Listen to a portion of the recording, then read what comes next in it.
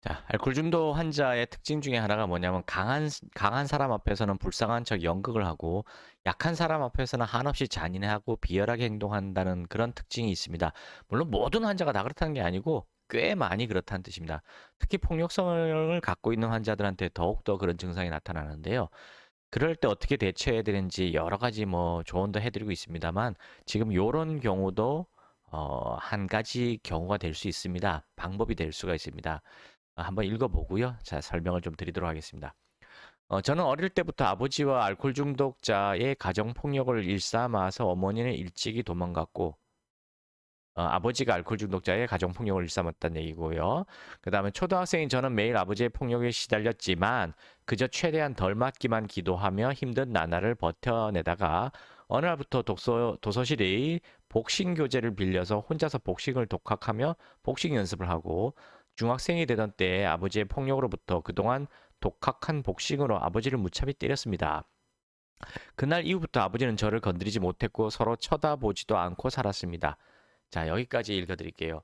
이 뭔 얘기냐면은 아드님이 뭐 부모 자식과의 관계 그건 나중 얘기고 힘으로써 환자를 제압했다는 뜻입니다. 그렇게 되면은 환자들이 바로 꼬리를 내리면서 불쌍한 연극을 하거나 아니면은 눈치만 살살 살피는 경우들이 태반이에요. 근데 제가 여기서 드리고 싶은 말씀은 그런 모든 자녀들이 다 이렇게 폭력적으로 해결을 보라는 뜻이냐? 그게 아니고 어, 그럴 필요도 있다는 얘기예요. 아주 최악의 경우는 도망칠 수 없는 경우들이 있잖아요. 도망치지 못하면 끌고 제압할 수밖에 없습니다. 그런데 전 이 뒷얘기가 더 중요한 거예요. 뭐냐면은 폭력이라든가 분노는요, 화를 한번 내기 시작하면 잘 통제가 안 됩니다. 한번 욕을 하기 시작하면 더 급격하게 막 퍼져나가거든요. 인간의 심리가 그래요. 그래서 이 통제력을 상실한 상태에서 힘을 써버리게 되면은 욕을 하거나 폭력을 써버리게 되면은 폭력이 선을 넘어버릴 수가 있습니다. 그때는 문제가 벌어지는 거예요. 잘못하면 범죄가 될 수도 있죠. 그래서 이 아드님이 자기 힘을 길러서 힘으로 환자를 제압한 건 잘했습니다만 그거를 습관적으로 한다던가 아니면 통제를 잘 못하는 상태에서 터트려 버리면 안 된다는 거. 계획을 가지고 여기까지 하면서 계획적으로 조절을 하실 수 있다면은 그렇게 해도 됩니다. 근데 조절이 안 되는 상태에서는 함부로 하시면 안 된다는 거. 이 얘기를 꼭 드리고 싶어요. 여기 뭐라 하냐면 죄책감 같은 건 없습니다. 예, 죄책감 가지실 필요 없어요.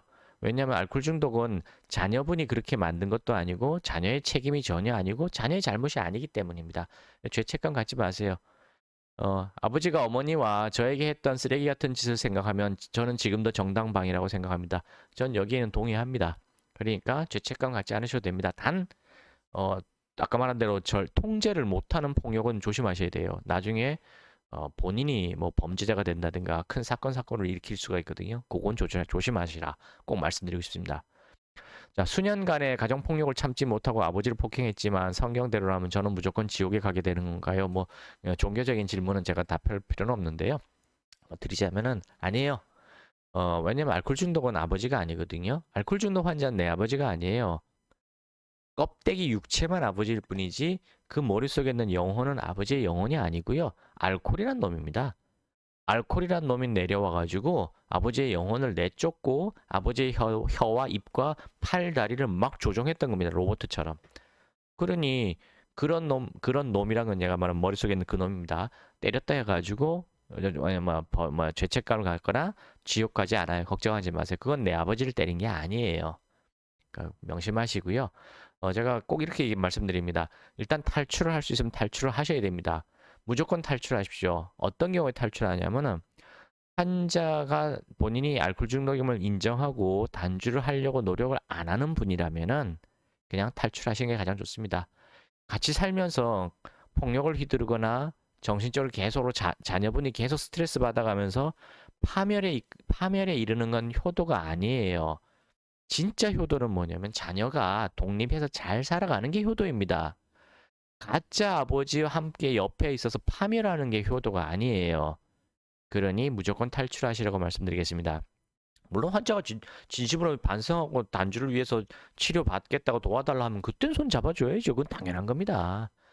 그게 아닐 경우에 그렇게 하는 얘기고요. 그 다음에 죄책감이라든가 도덕성 이런 것 때문에 상처받지 마시고요. 대신 어떻게 하셔야 되냐면은 멘토를 반드시 찾으십시오. 멘토. 이성 친구를 통해서 해결하려고 하시면 절대로 안 돼요. 반드시 동성애 나이가 좀 많으신 분을 멘토로 찾으셔서 그분을 아버지 어머니처럼 모시고 사셔야 됩니다. 한 10년 정도. 한 10년 정도 그분한테 뭐 사랑을 드리고 정성도 드리고 그분한테 잔소리도 듣고 혼도 나고 잘못한 짓은 혼도 나고 잔소리도 듣고 그다음 또 그러면서 또 다시 또 부모처럼 모시고 계속 그런 과정을 10년 동안 하셔야 돼요. 그러면은 지금 자녀분의 머릿속에 있는 그 부모에 대한 원망감, 세상에 대한 불만이라든가 좀 삐뚤어지는 가치관 같은 것들을 다 바로잡으실 수 있습니다. 이 멘토를 통해서 나의 자신의 영혼을 어른스럽게 아름답고 건강하게 키워나가지 못하면은 어떤 일이 벌어지냐? 평생 불안과 우울과 더 심하면 공포나 무기력감에 또는 분노 조절 장애 같은 거를 갖고 살아가실 수가 있어요. 많이 그래요. 불안, 공포 같은 게 이유 없이 계속 쌓여 있게 됩니다. 왜냐하면은 정상적인 어른으로 이렇게 가치관과 영혼이 성장한 게 아니라 육체는 어른이 됐는데 이 머릿속에 있는 영혼은 아직은 10대 상태거든요. 그러니까 불안한 거예요. 사회 나가서 불안해지는 겁니다. 반드시 멘토를 한 10년 정도 모시기 바랍니다. 그리고 반드시 경제적으로 성공하셔야 돼요. 경제적인 독립이 되지 않고서는 탈출 자체가 불가능합니다.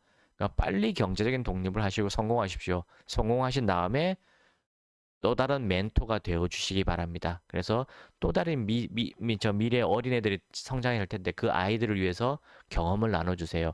텔레비 보면 김창호 교수 같은 분들 나오죠? 아주 웃기는 분 있잖아요. 그분도 어렸을 때님과 같은 그런 아주 불우한 환경에서 크신 분이거든요. 근데 그런 분이 어떻게 좋은 경험을 통해 가지고 멘토가 돼버렸잖아요. 그분의 삶을 따라가시기 바랍니다. 밑바닥을 살아본 사람만이 멘토로서 어떤 조언과 충고와 도움을 줄 수 있다고 저는 생각해요. 맨 꼭대기에서만 산 사람들은 맨 밑에 사람들을 잘 이해 못해요. 맨 밑에서 악착같이 살아 성공하셔서 멘토가 되어 주시기 바랍니다. 감사합니다.